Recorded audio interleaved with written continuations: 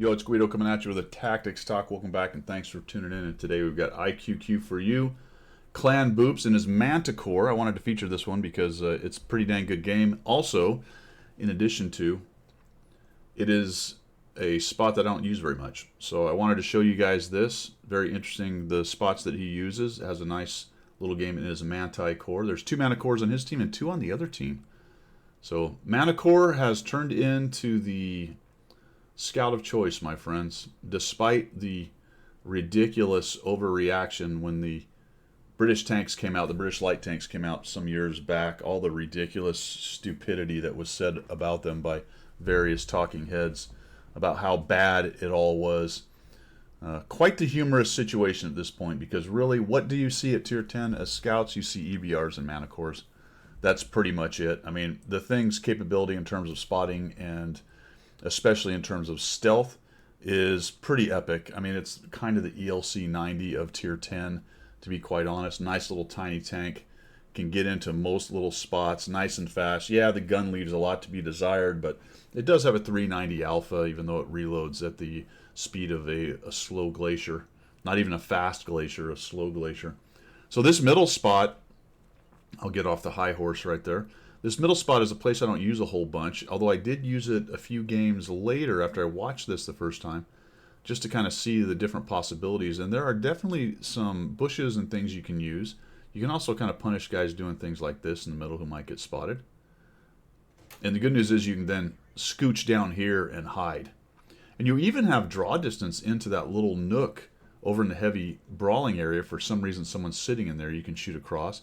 And you can kind of swing back and forth, looking for the other Manticore, see how he's up on the hill right there, or even spotting guys up on top. Trying to get out of the way of the Udes. And while it is a back slope, it's not really protected. Oh, I guess that guy's mad. It's not really protected from Artie. So you have to watch out. You get spotted, Artie can spank you right there. The other thing I want you to watch out for, I don't remember if QQ gets into this situation, but I did. The other scout went into this bush right here while I was futzing around about where QQ is, looking, spotting, shooting some other things, kind of coming up to that bush right there that he was using, which is really nice for spotting the bridge. This is a great bush for that. Then I swung back around because I shot somebody. They saw me. I swung back around. I walked right into their scout was sitting right there. So do watch out for that. There is a counter, in other words, to this position from the north side. So he comes up and over. Oh, and he's just, I don't know if the Manticore was potentially proxy lighting him, or maybe he caught the edge of him. Don't know. See, that's the dangerous part. See that shot that just came in? Somebody from the other side was shooting at him. So it's not, you know, it's not the super position, but it is definitely a good position. Puts a little shot into the STB. There's that artillery coming in. And unknown if that's going after the Udes or our hero in the Manticore. But he's just working this. Back ridge, being a menace. Looking for shots, looking for spots. He's actually carrying 7 regular AP. Man, I recommend you get rid of the regular AP and just go APCR, man. They're just, with this tank, there is just no reason to use AP. I don't know. If you have one, let me know what it is, other than money. I mean, money is fine too, if that's your reason, but I think everyone I know probably runs a full gold loadout. The Manticore is just not a tank you're going to worry about making cash in. This is a pure scouting menace and tier 10 fun tank, in my opinion anyway. Take that for what it's worth. So look at this. He's just sneaking around. You got to love it. Unfortunately, proxy lit by the M60. Does the back pedal thing, trying to get away, hoping an Artie doesn't come and nuke him. It looks like maybe we're going to do a little reposition here. No, okay, I think that comes a little later. The enemy team looks like they're starting to win the heavy position over there. The green team's getting pushed back a bit. I'll come up here and see if we can get a shot on this guy. He's right there. There we go. Doesn't use the full zoom. Man, I would never be able to get that pixel on with my hands. There's no way I would get. That's why I have the full zoom on. I have no kidding have to zoom in to get those shots. There is some speculation that those shots are a little more accurate. Not that the game is deciding they're more accurate, just basically how the mechanics are in the zoom. I don't know if that's necessarily true. He's up to 400 damage, 1,037 assist. Still working the middle, trying to figure out how do I get rid of these other scouts. Gets lit again. Has to back out. Gets. Oh, the other Mana Core was up in there. Look at that. So he was just right there. I'm gonna back this up for a second. Did I miss him on the mini map? All right, so he knows the other Mana Core, and that's probably one of the other dangers of this particular position. And it's one of the reasons why I don't use it too much. It seems to be, it is not easy to use. All right, there you go. So he got lit. So the other guy was, who knows? There's several bushes here. I mean, he could, no kid, be in that bush. It's possibly got lit from somewhere else, but I think the other Mana Core is up here. So let's just sort of see where he shows up from. Oh, he's over there. Okay. Nope, there he is. Oh, he just comes raging in. I wonder if maybe he was trying to come in and kill the Udez off. That may be what he's doing, but not a great plan if it is, because the Udez is at 434 hit points, and that Mana Core is a 390 alpha. In fact, and he hits QQ instead of the Udez anyway. Loses a bunch of hit points for that little strafing run. The Mana Core is a bit indifferent on strafing runs. It is small and hard to hit. It does hit for 390. The turret's not as fast as you might like. Sometimes it's hard to get it to track things. But he paid for that. He lost a bunch of hit points doing that. Watch out on Mana Cores, my friends. QQ's taking some shots there, and I do this on occasion as well, but you have to be very careful that you don't run out of ammo. And these long range or blind shots, be careful with them. Make sure that's no kidding a shot you want. A lot of other tanks where you might go, I can just shoot that, no problem. The problem with the Mana Core is its ammo is so little, you can really cost yourself. Looks like you want to try to figure out a way to get this Mana Core out, but keeps getting lit coming up here. Oh, the Sturv takes a big chunk out of him, but pays for it and dies. So absolutely fantastic. And that's what you're looking for, man. That's why you're kind of poking up there a bit, is to catch people being dopey like that Sturv. The Sturv went up to the edge of that thing, and look at all the sniperinos up on the ridge there. And as usual, oh, this guy just makes an absolutely horrendously bad mistake. Looks like he got caught up on some of the buildings and walls. That's one thing about the Mana Core, guys. When it runs through buildings and walls and brick walls and all that stuff, it slows it down quite a bit. It's just not a big, heavy tank. So it loses some significant momentum by knocking shit down. Be careful with that. It just makes it easier for you to get hit. So again, this is why I wanted to show this game. He's just really using this middle right here.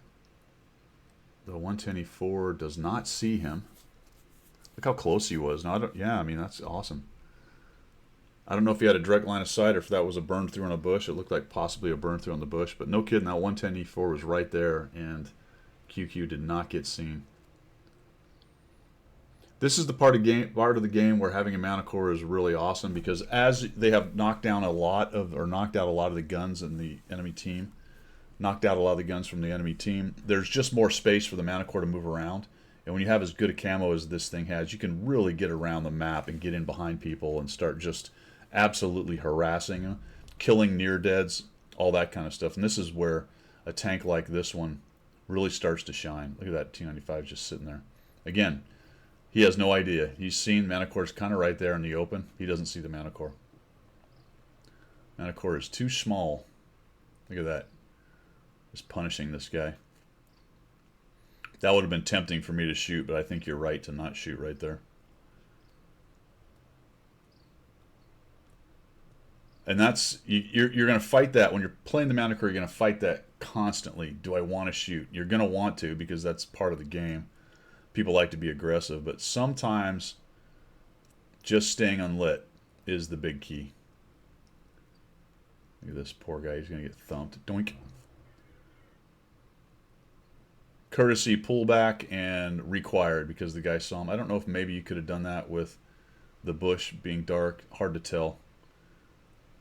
There's always that argument, you know. I get that a lot. I'll do a shot like that, or I'll be debriefing a shot like that.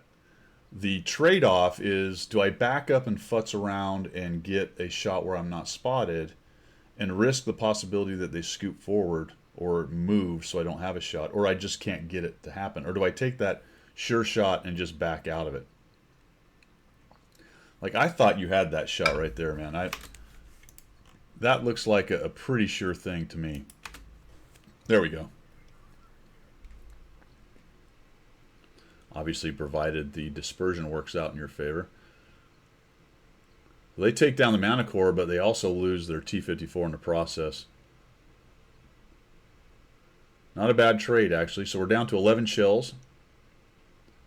And now QQ is going to come up and around this way. This is a fairly standard route for a light tank late game or medium tank to come up and in behind the enemy team to kind of light up the last campers. Just comes up on the ridge over top, using the bush. Kind of a hard spot for Manticore because it doesn't have the gun elevation. GW100 is trying to get the Manticore to do something. Their IS-7 pushed into the back. That's okay. Unfortunately, he does have an IS-4 with him, but that's where the majority of the power of QQ's team is. So to some extent, he's on his own. This is a difficult one. Yeah, you can get in here. Maybe you can kill a few near deads, but the problem is you can also get pinned in, and you don't have any help right now. They're busy dealing with the heavies back there. He misses the T-92. I think you might have had a clear shot or route right there, and I'm sure he figured that out about that time. There's the long reload in the Manticore. He's just not even going to get another shot on this guy. He's going to sneak through that little opening before he can even make it happen. He's like, reload! Nope, ain't going to happen. Long reload. I think obviously if he had to do it again, he would have waited for that thing to get a little further. You never know, though. Maybe he was planning on stopping. Probably not. He got lit, and that dude was making a runner, right? He was like, screw this. I am absolutely going. If I live, I live. I mean, he knew he could probably take a hit. And then we get lit, which I'm not really sure how that... Oh, there we go. So the other Manticore came around. Look at that. Looks like he went looking for our hero. Puts a hit on him.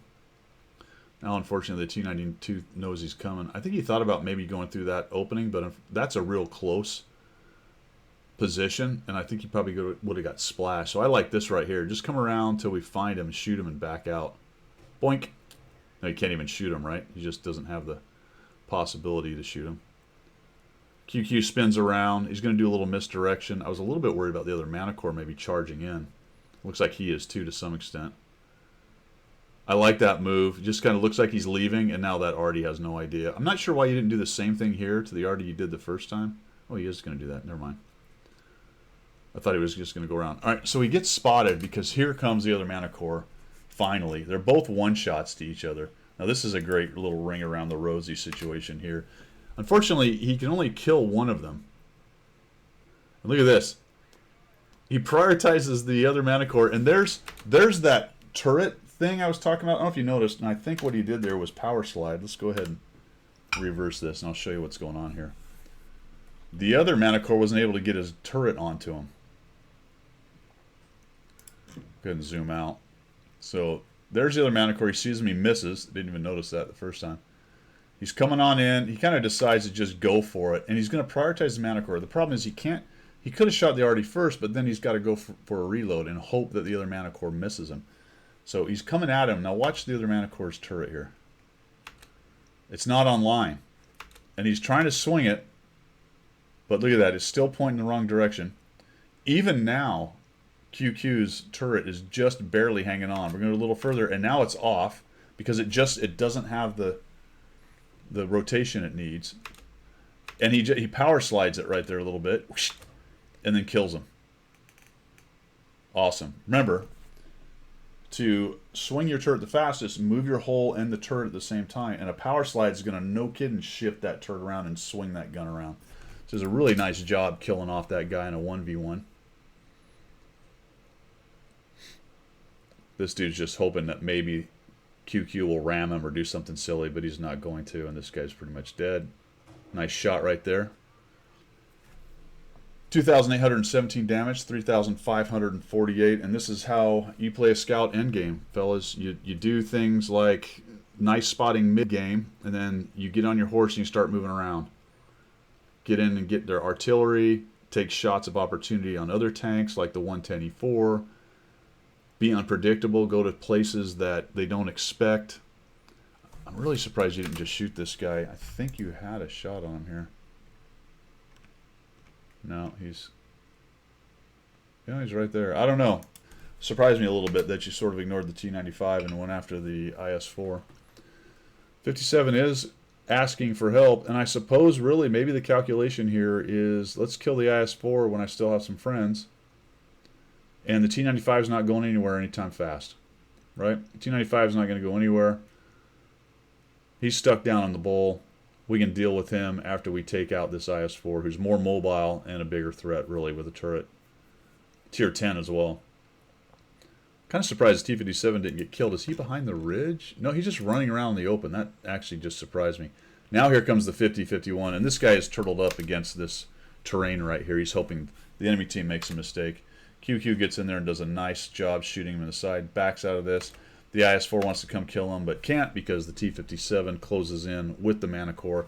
So nicely done by the team all around on that. And like I said, now you got the T-95 and the big whale hanging out in the middle, and he's pretty much screwed.